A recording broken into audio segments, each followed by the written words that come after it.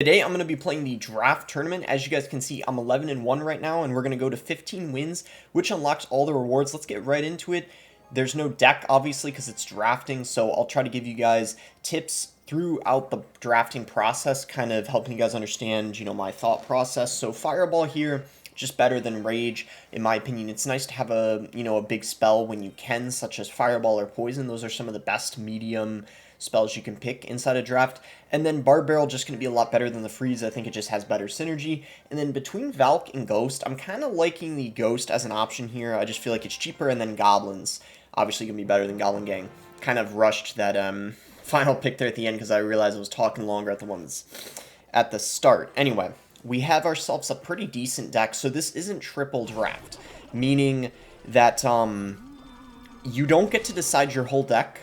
You get to only pick basically half of your deck, and your opponent picks the other half of the deck. But the interesting thing is the cards that you don't pick, your opponent is going to get. So sometimes a good strategy is to actually, even if you're taking a card that isn't that good, it can be the type of thing where it's like if you're taking a card that's at least better than the other option, sometimes that can be the way to go. Or sometimes based off of the picks you took first and second pick, even if you're giving them a good card, maybe it's a card that doesn't synergize well with what else you gave them. So, for example, maybe, like, you take, like, say, a Giant over a Golem or something, and then if you're given something else that's really expensive, you give them two very, very expensive cards in the same deck. So I hope that makes sense. It's, like, good to remember the previous cards that you gave the opponent as well, and not just think about the cards that you're taking. Anyway, we have the Ghost for the Drill, and I feel like the recruits are nice to have in draft. I will say, though, I mean, they're not going to get, I think, as much value as I would like, just because he does have the Valkyrie. But, of course, since he can only play her, in one lane, I guess in the opposite lane, we can still get a push going with them, potentially. I guess let's go for a Ramrider here, since he decided to go Magic Archer in the left. This is going to probably get a lot of damage, or at least force a lot of elixir out of him. We'll just go for a Fireball here on this Magic Archer, and Valkyrie should be a nice and easy defense over there. And with that Ramrider, we will be able to take the lead. I'll just go for a Barb Barrel here. I wanted to play it as late as possible, so that way the Mega Minion doesn't hit the Barbarian, so we do get a shot on top of the tower over there. And just like that, we have ourselves a pretty nice start here going into double elixir. So let's just go ahead and cycle a Baby Dragon in the right lane here. He is going to go for a Valk. We can go Wizard in the back. We don't have to worry about giving him spell value since he doesn't have a big spell. Another tip is you typically have the same amount of spells as your opponent. So that's a good way to remember in case you forget the spells that were taken. So what I mean by that is if you, trying to word this properly. So basically if you have two spells, they basically have two spells as well. Anyway, I'm not going to talk as much. I kind of have to focus here. So we're going to go for a Ramrider, kind of see what he wants to do. He's going to go for a defensive drill. So that was actually a pretty good play on his end. He's playing quite well so far, I have to admit. So we have to be kind of cautious, I guess. He's going to go for a Valk. We could go for a Ghost just to apply some pressure. And then let's get a Fireball going here on top of the Valkyrie as well as that Magic Archer. Okay, Baby Dragon. Is that going to... Ooh, he went for a Drill. Okay, I'm going to go for a High Wizard over here. Let's see what he wants to do. Okay, that Wizard was very good. I'm going to pressure with a Ramrider. He got the Valk down kind of late. He's low-key kind of throwing right now. He freezes, but he doesn't hit the Wizard. We're going to go for a Goblin Gang, knowing that just, we want to keep the pressure on. He does Rage, but that's not going to take out the Goblins. Only thing, though, is that Valkyrie fireballed that back. I wasn't paying attention there. Not going to lie, I forgot about the Valkyrie. We're okay, though. We took a massive damage lead. At this point, we just need 2 fireballs to get the win, or another Ramrider connection. We're going to pressure with the Ramrider because we want, to force him to go for drills defensively. Because if he goes in for a defensive drill, then he's unable to apply pressure with the drill, meaning he's not really going to be able to get any damage. So we're either going to win with it just being, either, like, I don't know, just getting a Ramrider connection or cycling 2 fireballs, because if... Oh, wow, he wasn't paying attention. Okay, so that's going to be GG. Nice win over there. I think that wasn't that bad because we did have the Ghost, which is really good against the Drill. Wizard's pretty good against it as well. Just got a little bit sketchy some of the situations because of his freeze, but we're pretty much good for the most part. So 3 more wins to go to get to the 15. Go Zappies here. Should be fine. Zappies are just a very safe pick to take inside of draft. Lumberjack Bandit, kind of a tough decision, but I'm kind of leaning towards the Bandit just because I think it has a little bit better synergy in majority of decks. We're going to go Skeletons, and then Firecracker's very good inside a draft because if your opponent doesn't have arrows as an option, they're going to get a lot of value, and I just think she has a lot of synergy in a lot of decks. So remember what he's taken. We do know that he does have, like, you know, the Spear Goblins, the Lumberjack, the Ice Golem. So that's good to remember. We have the Recruits again, 2 games in a row. A very expensive deck, so I'm kind of glad I took some of the cheaper options. I'm probably just going to go ahead and go Firecracker in the back here and see what he wants to do. He's going to go Spear Gob, so I'll go Guards on top of that. And the screen is kind of, it was lagging a little bit, but I hope it should be good now. We are able to protect the Firecracker, so it's going to force, I guess, oh man, he was still able to get the King activated. That's kind of annoying. I'll go Zappies. Wait, we kind of have a very similar deck to what I just had the last game because I have Recruits and the Ramrider again.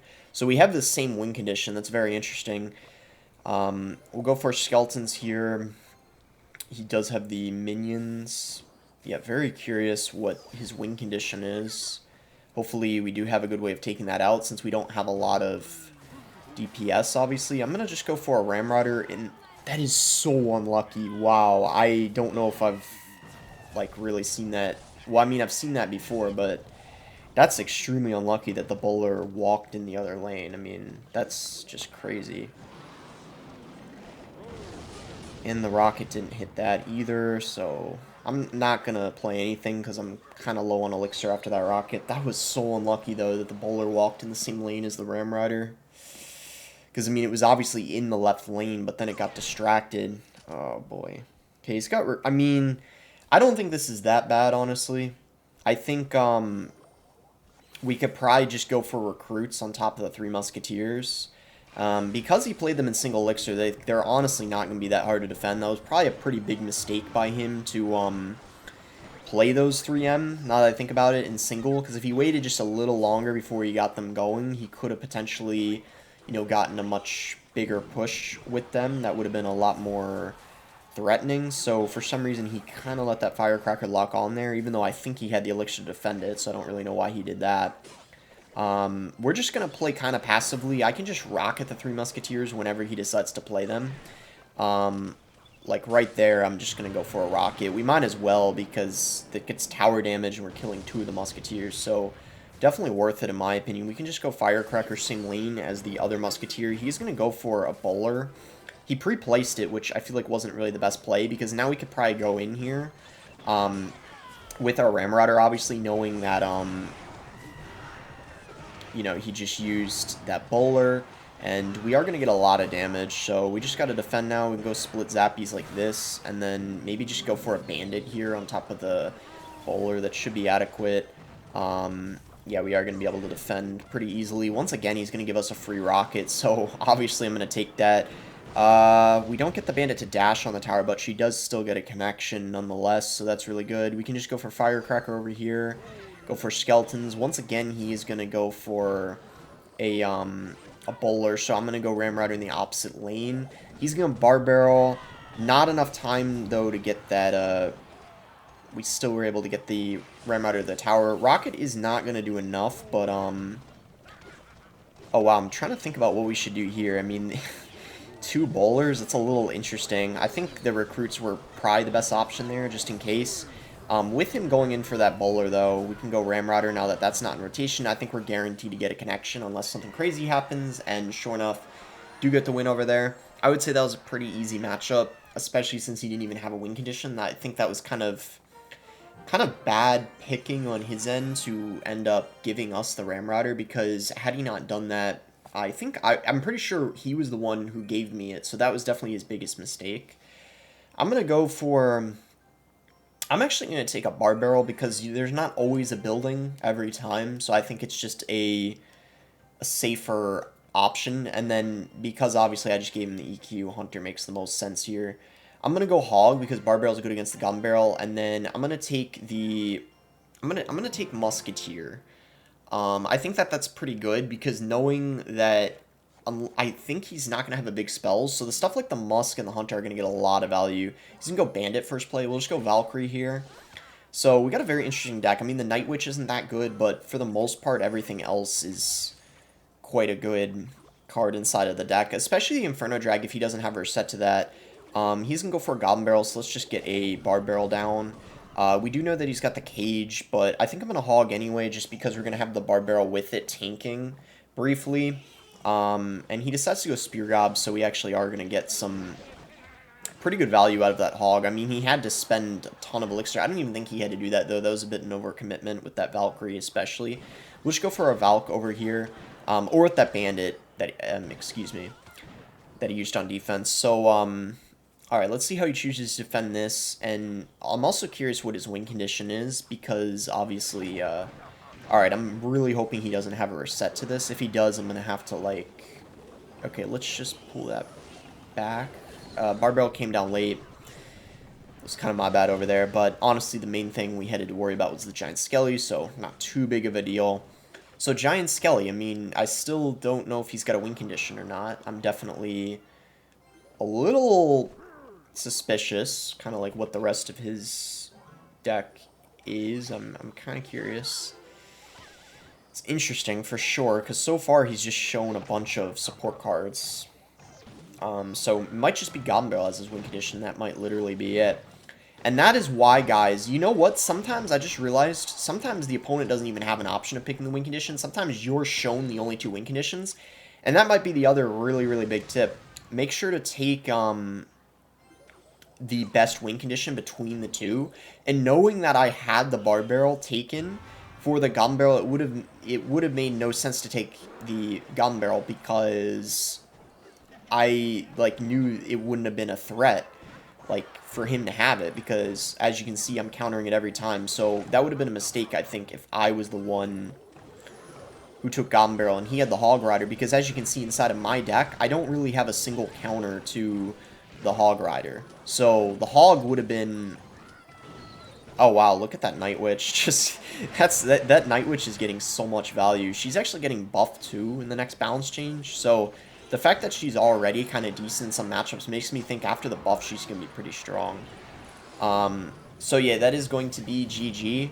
I would say that was just a very easy matchup. I think we just kind of outdrafted him, to be honest. I think that was a big part of it. But to be fair, we probably did get a little lucky getting shown the two win conditions. But either way, especially since this is not triple draft, I would say this draft definitely there's a little more luck inside of it. But I do think you can try to do your best to make the best decisions you can and draft smart, and that'll help you a lot. So Lumberjack I consider to be a little better than the Barbarians. However, I might regret doing that, especially since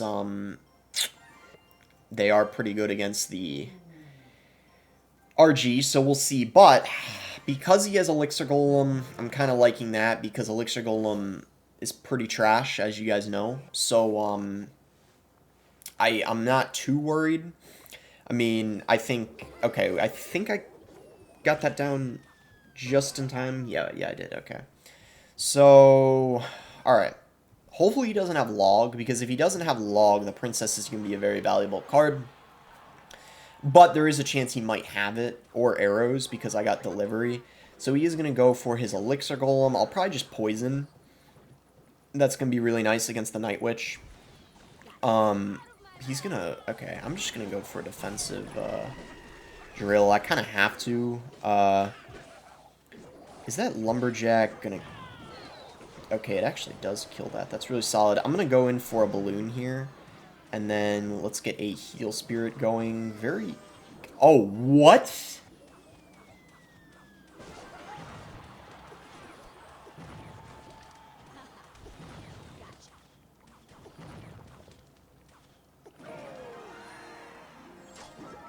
What?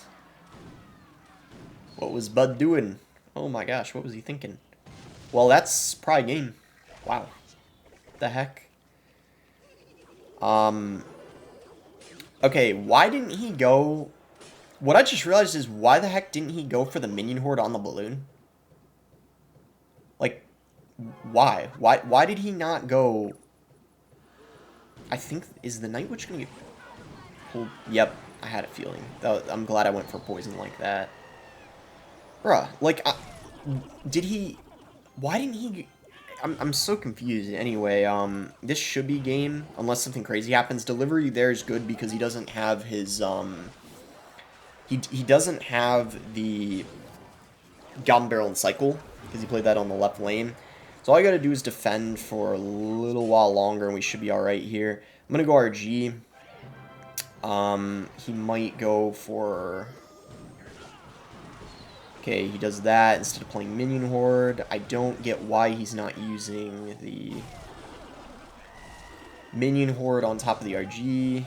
I'm a little confused, but maybe he's saving it for the balloon, which actually makes sense. Just gonna poison that. I don't know if we're gonna be able to save our tower, but I guess even if, yeah, he's gonna take it. I think that's fine, though. Let's go RG, and then I'm gonna go for Prediction Delivery. Oh, what? He played it, like, right after. That was a bit unlucky. But we're fine. We're fine.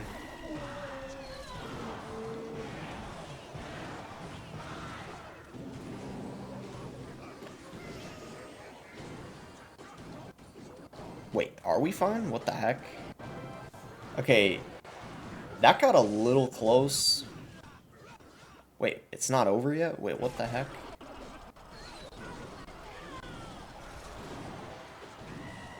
Alright, we're fine. Whew! Even if that Ramrouter charged and connected, I'm pretty sure she doesn't do 636 damage. Probably does like 500 or something. Either way, that's going to be it for the video. Hope you guys enjoyed it. I don't know why Air Server is lagging a little bit, because it's been good. It's been recently, like this past like week or so, it's been having lags, but it's strange because there wasn't any before like this, so I don't think it's a problem on my end because I didn't do anything to change it. But anyway, like, subscribe, thanks again, until next time, guys.